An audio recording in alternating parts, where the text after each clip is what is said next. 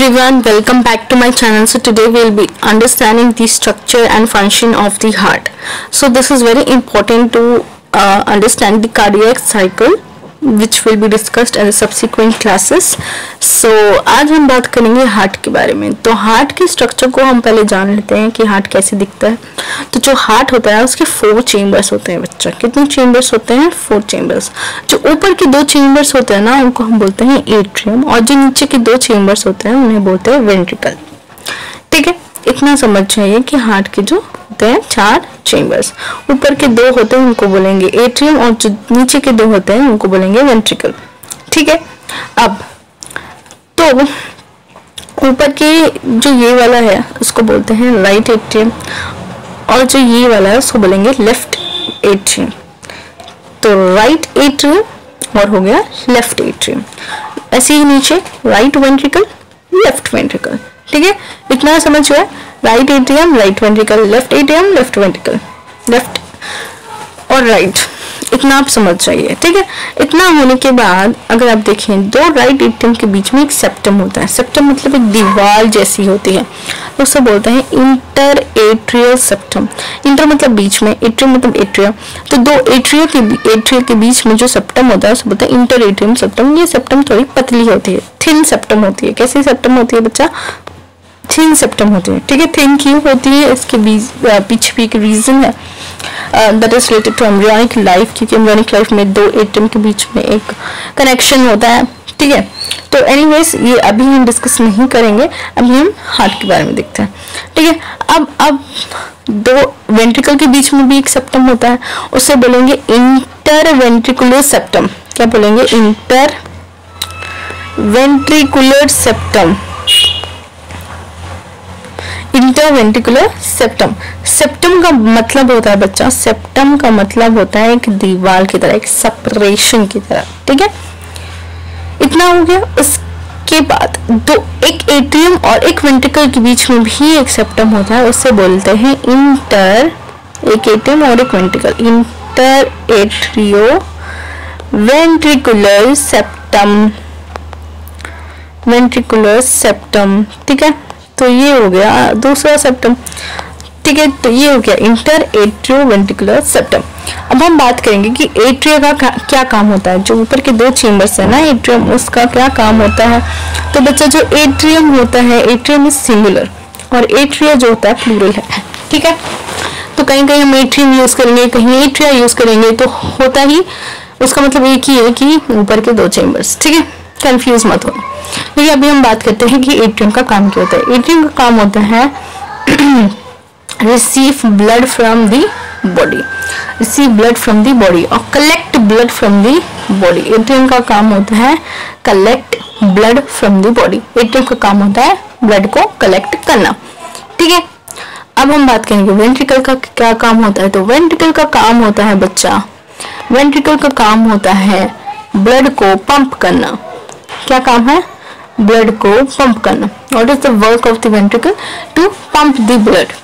ठीक है, अब हम बात करेंगे राइट चेम्बर्स के बारे में. तो जो राइट चेम्बर्स है ना बच्चा, जो राइट में क्या है, एक एट्रियम है और एक वेंट्रिकल है.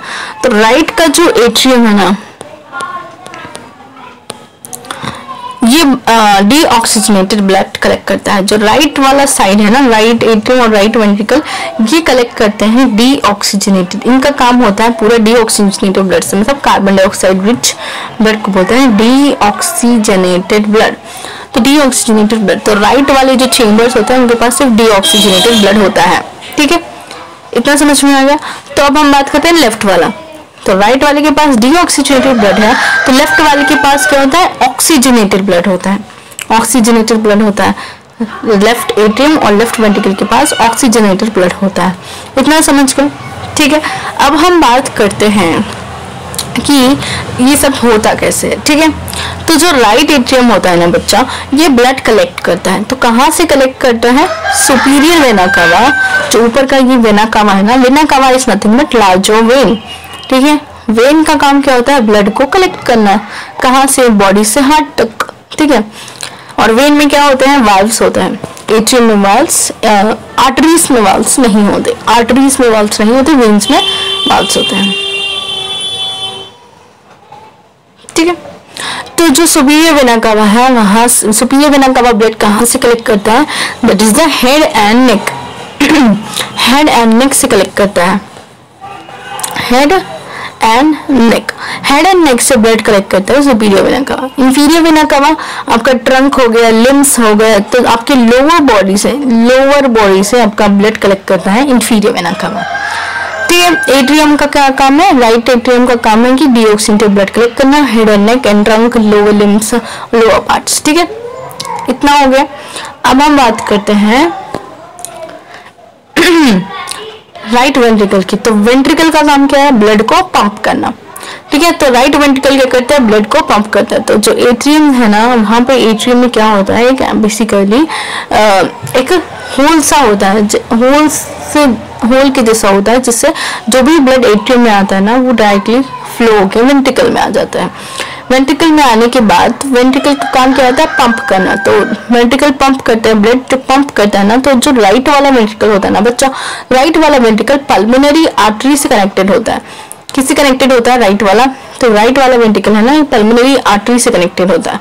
पल्मोनरी आर्टरी से कनेक्टेड होता है। पल्मोनरी से क्या मालूम पड़ रहा है? पल्मोनरी से मालूम पड़ रहा है लंग्स। तो राइट वेंट्रिकल क्या करता है? वेंट्रिकल की बात कर रही हूँ, नीचे वाले चेंबर की बात कर रही हूँ। तो राइट वेंट्रिकल क्या करता है? ब्लड को पल्मोनरी आर्टरी के थ्रू लंग्स में देता है। और हमने बात किया कि जो राइट वाले चेंबर्स होते हैं उनके पास डीऑक्सीजनेटेड ब्लड होता है। इसका मतलब डीऑक्सीजनेटेड ब्लड राइट वेंट्रिकल ने पंप किया किसको? लंग्स को, थ्रू व्हाट? Pulmonary artery. तो पल्मोनरी आर्टरी क्या हुआ? लंग्स को राइट वेंट्रिकल ने ब्लड पंप किया। ठीक है, अब हम बात करते हैं लेफ्ट वाले साइड की। तो हमने क्या बोला था कि जो राइट वाला है ना, वो सुपीरियर इंफीरियर वेना कावा के through head and neck and lower limb से ब्लड कलेक्ट करता है। ठीक है, ठीक है। तो लेफ्ट एट्रियम का क्या काम है? तो लेफ्ट एट्रियम ना लंग्स से कलेक्ट करता है ब्लड। कहाँ से कलेक्ट करता है? लंग्स से। सो जो ब्लड लंग्स से आता है ना बच्चा, वो रहता है ऑक्सीजनेटेड ब्लड, क्योंकि लंग्स के पास क्या होता है? गैस एक्सचेंज होता है। तो गया तो था डीऑक्सीजनेटेड ब्लड, लेकिन वहाँ पे एक्सचेंज हुआ। उसके बाद ऑक्सीजनेटेड ब्लड पल्मोनरी वेन्स के थ्रू लेफ्ट एट्रियम में आ गया। कहाँ आ गया? लेफ्ट एट्रियम में आ गया। पल्मोनरी वेन्स के थ्रू ऑक्सीजनेटेड ब्लड लंग्स से लेफ्ट एट्रियम में आ गया, है ना। लेफ्ट एट्रियम से क्या हुआ? फिर ब्लड वेंट्रिकल में आ गया, क्योंकि लेफ्ट एट्रियम और लेफ्ट वेंट्रिकल के बीच में ना सेप्टम भी होता है और साथ में एक होल भी होता है, जिससे क्या होता है? ब्लड जो भी एट्रियम में आता है वो वेंट्रिकल में फ्लो होके आ जाता है। ठीक है, अब लेफ्ट वेंट्रिकल में आएंगे तो लेफ्ट वेंट्रिकल क्या करेगा? पंप करेगा ब्लड। कहाँ पंप करेगा? पूरी बॉडी को। कैसे? Through outta. आउटा का काम क्या होता है? आउटा का काम क्या होता है बच्चा? आउटा का काम होता है पूरी बॉडी को ब्लड लेके जाना। कहाँ से? लेफ्ट वेंट्रिकल से। तो उसने पंप किया लेफ्ट वेंट्रिकल, आउटा के थ्रू पूरी बॉडी में ब्लड चला गया। ठीक है, इतना समझ गया। तो चलो अब हम बात करते हैं वाल्व्स के बारे में। वाल्व्स क्या होते हैं, फिर हम पूरे कार्डियक साइकिल के बारे में देखेंगे। ठीक है, तो वाल्व्स जो होते हैं ना बच्चा, जो राइट एट्रियम और राइट वेंट्रिकल के बीच में एक वाल्व होता है। मैंने बताया कि दोनों के बीच में इंटर एट्रियो वेंट्रिकुलर सेप्टम होता है। वो सेप्टम में होल भी होता है, जिस वजह से एट्रियम से वेंट्रिकल में ब्लड फ्लो हो जाता है। जो भी ब्लड एट्रियम में आता है वो वेंट्रिकल में फ्लो हो जाता है। ठीक है, एट्रियम में आता है ब्लड, वेंट्रिकल में फ्लो हो जाता है। तो यहाँ पे ना क्या हो सकता है कि जो ब्लड वेंट्रिकल में आया ना वो वापस एट्रियम में जा सकता है। तो इसको प्रिवेंट करने के लिए ये चीज ना हो कि वेंट्रिकल से दोबारा ब्लड एट्रियम में ना जाए, तो इसलिए क्या होता है? यहाँ पे होता है वाल्व। तो यहाँ पे आप तीन ऐसी चीजें देखें, इसे बोलते हैं ट्राइकस्पिड वाल्व। ट्राइकस्पिड मतलब यहाँ पे तीन कस्प जैसे हैं, तीन कस्प जैसे वाल्व है। जो वाल्व है ना वो कस्प के शेप में है, कस्प के शेप में है, इसलिए हम उसे बोलते हैं ट्राइकस्पिड वाल्व। तो राइट साइड जो होता है ना ट्राइकस्पिड वाल्व होता है। ठीक है, और जो लेफ्ट साइड होता है वो बाइकस्पिड वाल्व होता है। यहाँ पे दिख रहे हैं दो है, तो बाइकस्पिड वाल्व होता है। बाइकस्पिड वाल्व का दूसरा नाम होता है मिट्रल वाल्व। मिट्रल वाल्व जो लेफ्ट साइड होता है। ठीक है, बाइकस्पिड वाल्व बोलो या मिट्रल वाल्व बोलो, that is the valve of left side. ठीक है, लेफ्ट एट्रियम और लेफ्ट वेंट्रिकल के बीच में। ठीक है, इतना हो गया कि जो भी ब्लड आ रहा है एट्रियम से वेंट्रिकल में ही आए, वेंट्रिकल से दोबारा एट्रियम में ना जाए, इस वजह से यहाँ पे होता है वाल्व। इतना समझ गए आप लोग? ठीक है, उसके बाद ठीक है, वेंट्रिकल से ब्लड फिर पल्मोनरी आर्टरी में जा रहा है राइट साइड, और लेफ्ट साइड कहाँ जा रहा है, आउटर में जा रहा है, ठीक है। लेकिन ऐसा भी हो सकता है ना, पल्मोनरी आर्टरी से वापस ब्लड वेंट्रिकल में आ जाए, ऐसा हो सकता है, राइट। तो ऐसा ना हो इसलिए क्या होता है, इसलिए यहाँ पे भी एक वाल्व होता है जिसे हम बोलते हैं semi lunar valve. Semi lunar का क्या मतलब होता है बच्चा, लूनार मतलब होता है चांद, सेमी मतलब आधा चांद, तो आधा चांद इस तरह के शेप में चांद होता है, ठीक है। तो इसे बोलते हैं सेमी लूनार वाल्व, ठीक है। तो इसलिए ब्लड जो है वेंट्रिकल से पल्मोनरी आर्टरी में चला जाता है, राइट वाले साइड वाला, और लेफ्ट वाले साइड का आउटर में जाता है, और वापस ब्लड नहीं आ सकता। अब हम जानेंगे कार्डियक साइकिल के बारे में। तो कार्डियक साइकिल में क्या होता है, कार्डियक साइकिल में क्या होता है, जो भी है ना, सुपीरियर इंफीरियर वेना कावा से ब्लड आ गया राइट एट्रियम में, और पल्मोनरी वेन्स के थ्रू लंग्स से आ गया ब्लड लेफ्ट एट्रियम में, ठीक है। ब्लड आ गया, ब्लड आता है और यहाँ पे फ्लो हो गया वेंट्रिकल में आ जाता है, ठीक है, वेंट्रिकल में आता है। तो अपने आप से फ्लो होकर वेंट्रिकल में आ जाता है। 70% ब्लड इस तरह से आ जाता है, लेकिन 30% ब्लड नहीं आ पाता, 30% ब्लड नहीं आ पाता, इसलिए एट्रियम को क्या करना पड़ता है, कॉन्ट्रैक्ट करना पड़ता है। 30% ब्लड के लिए एट्रियम को क्या करना पड़ता है, कॉन्ट्रैक्ट करना पड़ता है। अब कॉन्ट्रैक्ट करने के लिए क्या होता है, यहाँ पे आप जो ये देख रहे हैं ना, इससे बोलता है SA नोड। SA नोड क्या करता है, कुछ इम्पल्सेस कंडक्ट करता है, जिस वजह से क्या होता है, ये इम्पल्स यहाँ पे इम्पल्स करंट की तरह होता है, वो इम्पल्स क्या होता है, AV नोड पे आता है। AV नोड पे आने के बाद क्या होता है, AV नोड सेप्टम के पास होता है, सेप्टम के पास होता है। तो सेप्टम के पास होने की वजह से दो भी एट्रियम साइमल्टेनियसली एक साथ कॉन्ट्रैक्ट करते हैं। कॉन्ट्रैक्ट करने से क्या होता है, जो 30% ब्लड एट्रियम में रह गया था वो पूरा वेंट्रिकल में आ जाता है, और वेंट्रिकल में पूरा ब्लड भरने की वजह से वेंट्रिकल में प्रेशर डेवलप होने लगता है। प्रेशर डेवलप होने के लिए उसको पंप करना होता है, प्रेशर डेवलप हो गया तो उसे पंप करना है।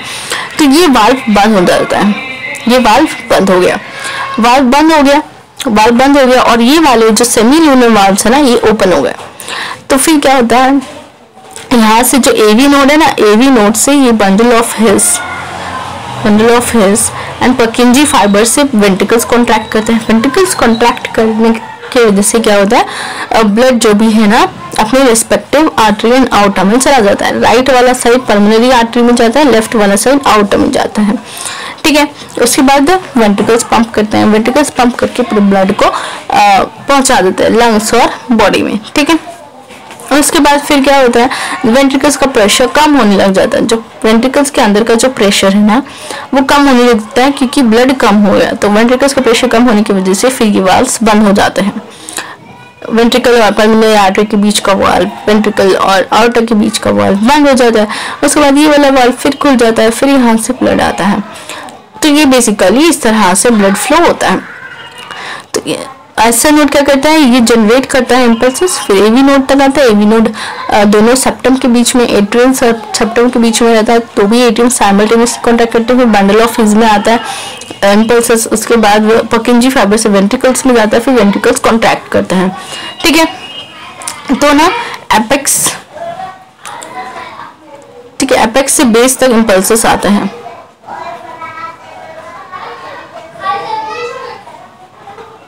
ठीक है, तो इस तरह से होता है। तो अगर आप अपनी NCERT पढ़ेंगे तो यहाँ पे अगर आप देखें ना कि इम्पल्सेस कहाँ से कहाँ तक आते हैं,